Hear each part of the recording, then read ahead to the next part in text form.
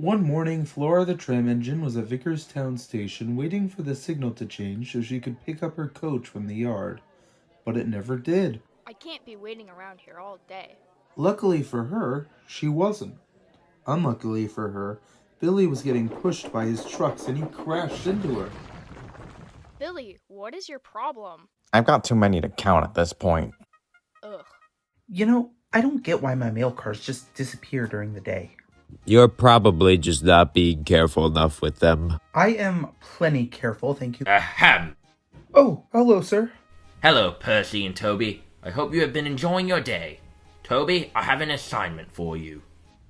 What is it, sir? Flora has had an accident at Vickerstown, and I need you to fulfill her work there. I don't know, sir. Vickerstown's a busy station, and I'm just a branch line engine. I believe that you'll be able to handle this, Toby. Could you please try? Yes, sir. Excellent. Why don't you bring Henrietta along too? She may be useful. Wait, what exactly does Flora do? Odd jobs. She sometimes takes workmen and other railway employees around to service the station and some occasional shunting. Sounds good, sir. I'll head over. Good, engine.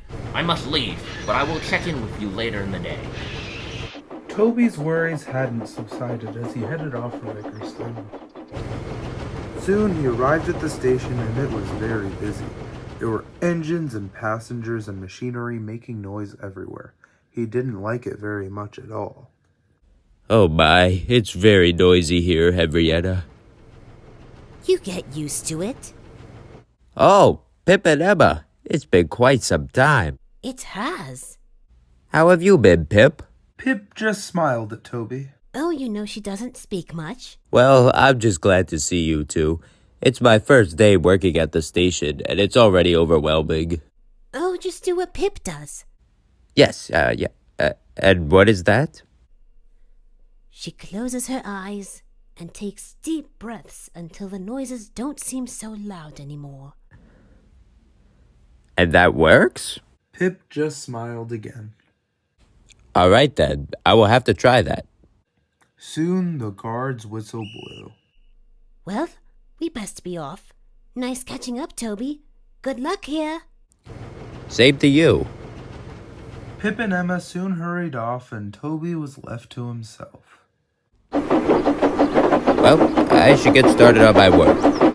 Normally, Flora brought workmen and staff at the station between the platforms to unload goods trains and prepare for passenger trains. However, when she did this, the trucks already knew that she could be quite bothered by their tricks. Toby, however, was a different story. Look at the old tram engine! Yeah, he has a big nose. Toby simply ignored them. And that coach he has is simply rusting to bits! What did you just say? Toby, let it go. They're just being silly. If you let them stop you from doing your work, it will affect everyone. But if you don't listen, it will only affect us. But I can't let them disrespect you like that. Please, it's nothing I haven't heard before. Can we get moving? You've been sitting here chatting for 2 minutes. I take your point, Henrietta. So they got going once more. Only a train from the mainland had already arrived with no one to greet them. Excuse me, where's Flora and the workmen? They're supposed to be here to help the passengers. I'm sorry I'm late. There were complications. Well, I'm not terribly worried about it. The passengers, however, are very upset. No one knows where to go. You need to be here on time next time. You're right. I will be. See? I said it would affect everyone if you let it bother you.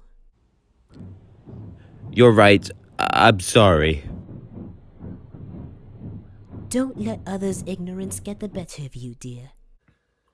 Toby headed back down to the bottom platform, and when he arrived, the trucks were still there.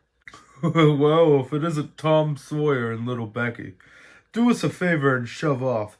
It doesn't make sense for rubbish to serve as decoration.